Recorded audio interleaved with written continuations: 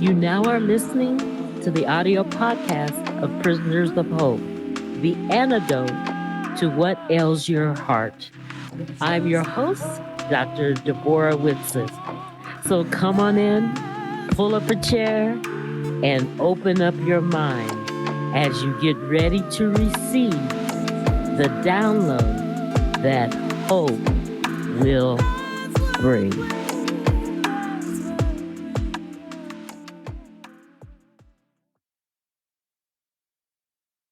Hey, hey, hey, good day. It's Dr. D. And today we're going to talk about chaos. Oh my gosh. It seems that everything in our world is going topsy turvy. It's going upside down.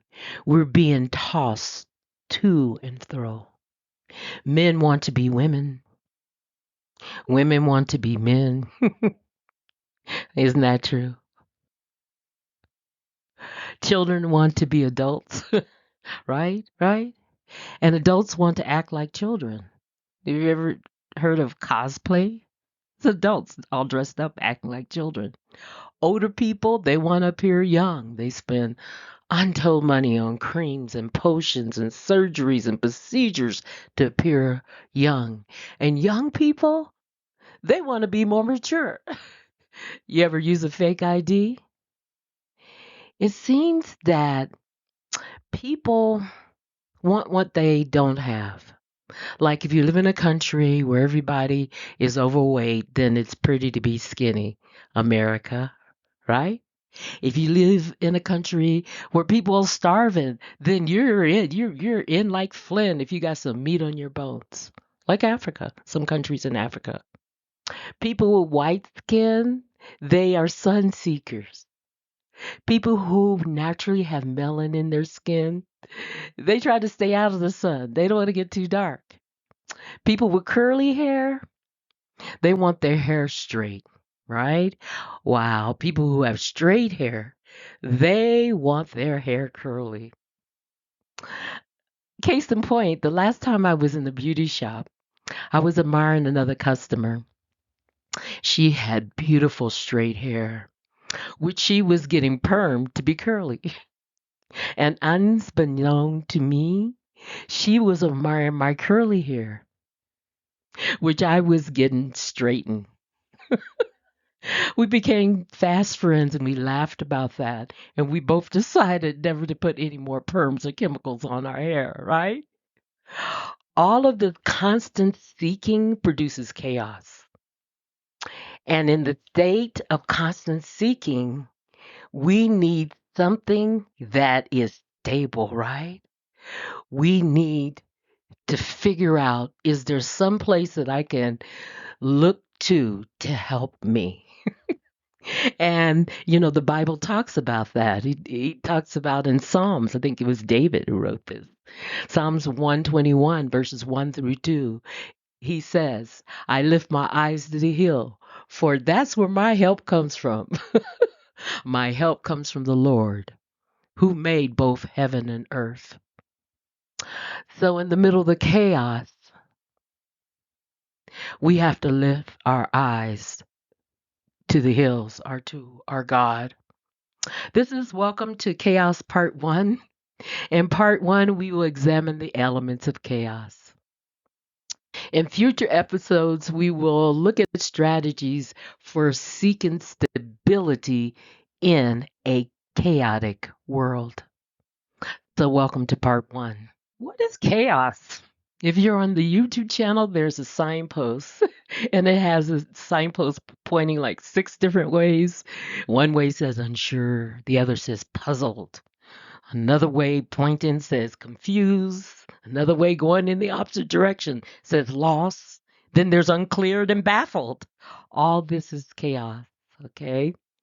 Let's look at what dictionary.com says the definition of chaos. And it is basically complete disorder, according to dictionary.com, and confusion. Complete disorder and confusion. That is chaos. You're just so confused. You don't know which way to go. From a psychological point of view, chaos is a behavior that's so unpredictable that it appears to be random. Now, it appears to be random. Why we say it appears? Because a lot of times we have triggers that cause us to do chaotic behavior. And in the next episode, we'll talk about those triggers, okay? So it appears to be unpredictable. But when you look at chaos, you can find a pattern within chaos. My From the world of physics, I thought the definition was very, very interesting. It says owning to great sensitivity of changes in conditions. That means the conditions own you. You see what I mean? You're very sensitive. So you get upset very easily. So these are the definitions of chaos. So we're going to look at triggers next time we're together. If your stability is based on your circumstances, if your happiness is based on what is happening in your life, then you will be tossed back and forth by the waves that are carried by every wind. Every adverse wind is going to affect you. Stay away from the nightly news, right? If you are on the YouTube channel, you see a very colorful drawing that was made by a child. And it has a peaceful scene. There's seagulls and it's an ocean scene. But there's one big wave that looks like it has some kind of monster in it. And this wave is tossing this figure in the air. And below it, it has Ephesians 4:14. And if you look at Ephesians 4:14, it says, "We are no longer children to be tossed back and forth by the waves, carried by every wind of doctrine, or by human cunning, or by the craftiness of deceitful schemes." Wow. Does that sound like the nightly news? Okay. Does that sound like it? Okay. We're not going to be affected by the world telling us lies, untruths. This verse seems out of context, and it is out of context until you look at the verse before, which is verse 13. It says, "Until we all attain the unity of the faith." So we need to all be together, okay? "And the knowledge of the Son of God." We will be mature when we obtain this unity and the knowledge. So that would give us maturity to manhood, and we will know the stature and the fullness of Christ. That's the verse before. Then we will no longer be tossed back and forth. So we have to have a foundation. That's what the verse is saying. When I was younger, I thought, oh, the Bible is archaic and it doesn't have, it doesn't deal with what I'm dealing with now. But the Bible deals with every situation that you can ever face. Anything that knocks you down. You feel like a Bobo doll sometimes. You guys remember the Bobo dolls? Let me tell you what they were. There was this big plastic thing that had a weight in it. And so you would hit it and it would bounce back. And you would hit it and it bounced back. And the harder you hit it, the harder strength that you use, self strength, the more that quicker that doll would come back. And if you were a child of a certain size, that doll would knock you over. Isn't that like life? We try, we try, we try, we try, but we haven't prayed, we haven't prayed, we haven't prayed. So, are you tired of the world telling us untruths? Hang on there. Hang in there. There is hope for a bright future. In order for you to understand chaos, you have to understand the elements that make up chaos. You have to expect these elements, okay? The first element I want to talk about is human cunning. Human cunning. It means lying, leaving out really important information, misdirecting. you know, it's almost like they give you the thin shell of a truth stuffed with a lie. That's my definition of an excuse.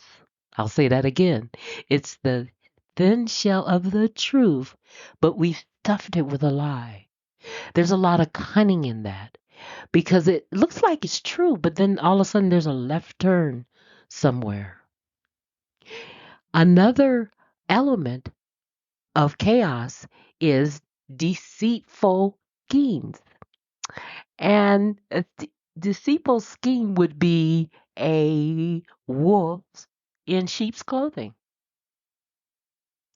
They're pretending to be a lamb, a sheep, but they're really a wolf. Deceitful schemes is almost like you have to look at this picture and figure out what's not quite right with this picture. Remember, what was it? Nursery rhyme stories, and Romper Room and Sesame Street. You have to look at this picture and figure out what's not right with this picture. Well, those are deceitful schemes. You know what a deceitful scheme is? They're half truths. For example, a husband tells a wife, "Oh, I was working late and we were working hard," and he really was drinking with his friends at work. Or our wife tells a husband, "Look how much I saved you at the sale." Well, first of all, if you're going to save money, maybe you perhaps shouldn't have been at the sale. So these are deceitful schemes, okay? And the world is going to be full of these things. Things that are cunning, things are deceitful. But I don't want you to get discouraged. That's not the whole point of this. The whole point of this is that I want you to understand to expect these things so it doesn't depress you, it doesn't discourage you, it doesn't unsettle you when you see these things in the world. Now, what's so interesting for many years I thought, oh, the Bible is, archaic. It really doesn't deal with, my problems. But written many, many, many moons ago in James 16:33, Jesus says that the world will have trouble. There will be unsettling things in the world. There will be things that threaten to discourage you. But it says, take heart. Take it to your heart. Let it move from your head to your heart that he has overcome the world. And that's John 16:33. So you must expect these things. And when you expect certain things, you don't get depressed. It doesn't throw you off guard. There's no curveballs that are thrown. Out of all the books of the Bible, the only book that says that if you read this, you will be blessed. And you will find that in Revelation. Because you'll be blessed because you won't be fooled by the cunning lies, by the schemes that the world is throwing. Because there's going to be more and more, guys, as time goes on. You have artificial intelligence. Artificial intelligence could use my voice, but the words will be not my words. So if you think that gunning, schemeful, deceitful things and cunning things are bad, stay tuned. They're going to get worse with AI, artificial intelligence. So you're going to have to be able to discern where your anchor is and what is the truth. So I want you to stay tuned next time, and we will address maintaining stability in an unsettled world. And also, we're going to look at triggers that can cause you to go into that undeceitful, or actually that deceitful, that cunning story that's not true. God bless. Till next time.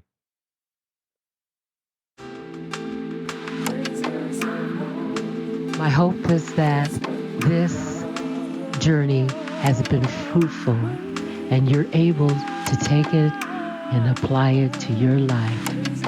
Until next time, tune in again for the Prisoners of Hope podcast. God bless.